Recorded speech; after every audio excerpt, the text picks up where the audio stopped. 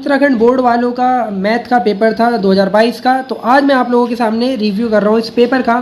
पहले ही बता दूं कि पेपर जो था आप लोगों का बहुत ही अच्छा पेपर था, ठीक है। इसको हार्ड की कैटेगरी में बिल्कुल नहीं रखेंगे। सिंपल पेपर था, जैसे क्वेश्चन आते हैं वैसे ही आए थे। हाँ, एक नंबर के जो एक दो क्वेश्चन थे वो अपने आप में थोड़े से दमदार थे, लेकिन जिनकी अच्छी तैयारी थी वो 100 में से 100 ला सकते हैं इस पेपर में। तो स्टार्ट करते हैं हम लोग पेपर का रिव्यू। 2022 का मैथ का पेपर है, 12th क्लास का। स्टार्टिंग के पेपर में जैसा आपको पता है पूर्णांक 100 नंबर का पेपर होगा, 3 घंटे का समय होता है, ठीक है। रोल नंबर ऊपर आप लिख लेंगे। इंस्ट्रक्शन दिए गए हैं, इनको आप ढंग से पढ़ के जाएंगे। और आप लोग पढ़ेंगे क्या, इसे आपको वैसे ही पता चल जाता है कि कितने नंबर के कौन से क्वेश्चन आने वाले हैं। प्रीवियस ईयर सब पढ़ के जाते हैं। तो इंग्लिश और हिंदी यहाँ पे दोनों में इंस्ट्रक्शन है, आप चाहो तो इसको पढ़ लेना, ठीक है। इसके बाद मैं आगे बढ़ता हूँ। अब क्या क्वेश्चन आए यहाँ पे वो देखते हैं हम लोग। तो पहला क्वेश्चन है इसका का हमें दिया हुआ है आप लोगों को एक चैप्टर नंबर फर्स्ट में से क्वेश्चन है, ठीक है। क्वेश्चन बहुत ही सिंपल था। हाँ, लोग को समझ में नहीं आ सकता क्योंकि यार ये चैप्टर ऐसा है ना, कुछ लोग ढंग से नहीं पढ़ के जाते तो उन लोगों को हार्ड लगता है, लेकिन क्वेश्चन बहुत ही सिंपल था, ठीक है। आसानी से आप कर लेंगे। इसके बाद जो है इसका खा है वो भी आपको एक 3x3 का वर्गाव्यू दिया है, तो के का मान पूछ रहा है। मैं भी यहाँ पे आंसर नहीं बता रहा किसी के भी, क्योंकि बहुत लॉन्ग पेपर है। अगर सबके आंसर बताने लग गए तो फिर भैया इसे पूरा ही सॉल्व कराना पड़ जाएगा, ठीक है। तीसरे चैप्टर में से ही आपको दिया है।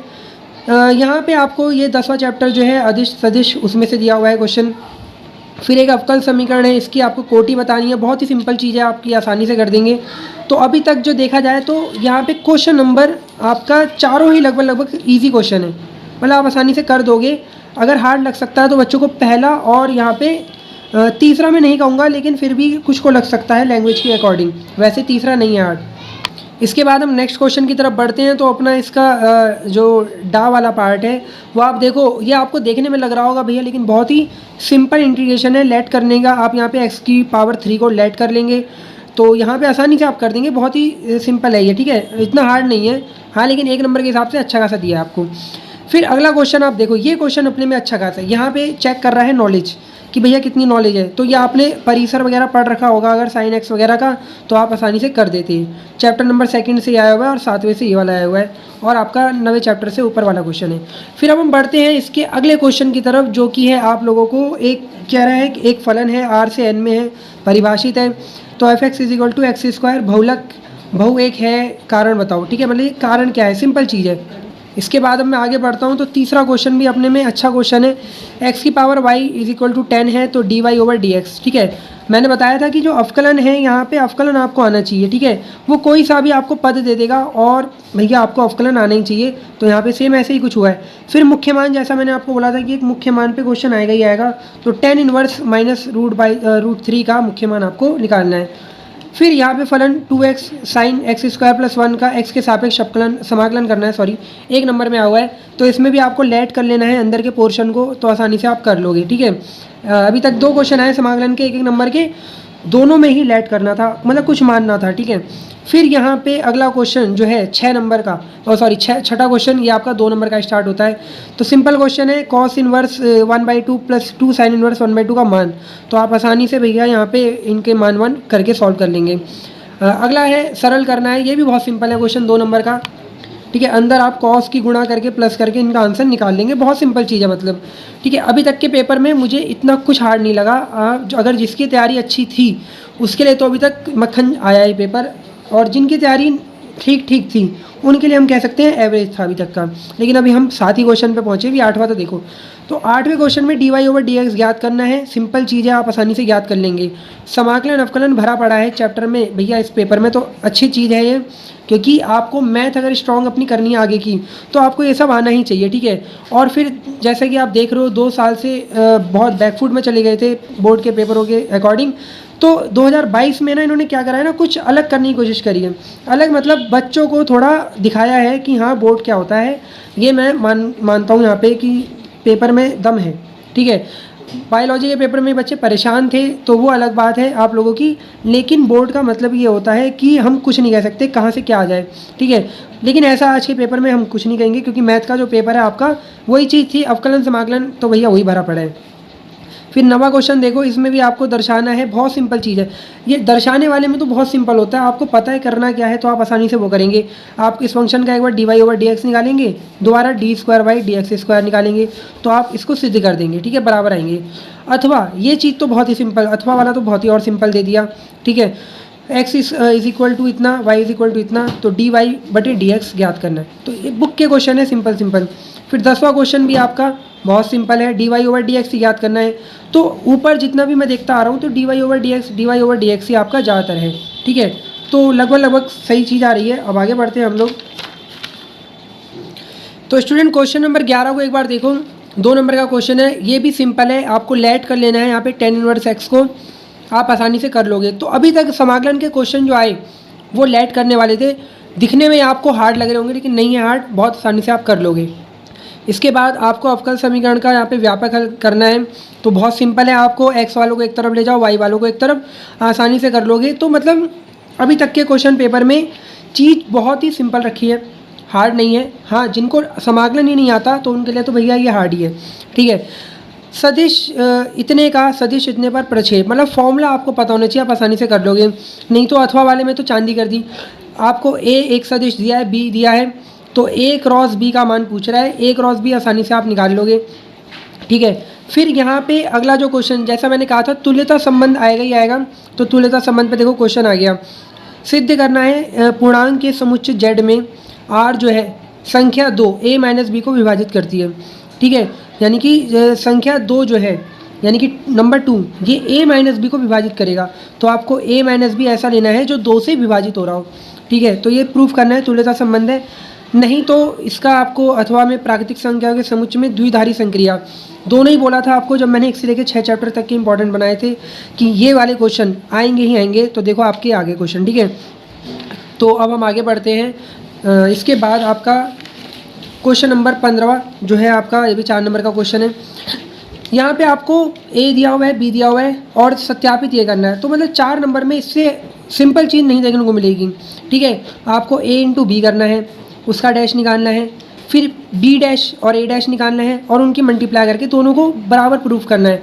थोड़ा सा लेंथी काम है लेकिन इतना भी लेंथी नहीं है, लेकिन 4 नंबर मिल रहे हैं भाई। तुम 4 नंबर में तो मैं कहूँगा बहुत सही चीज़ दे दी।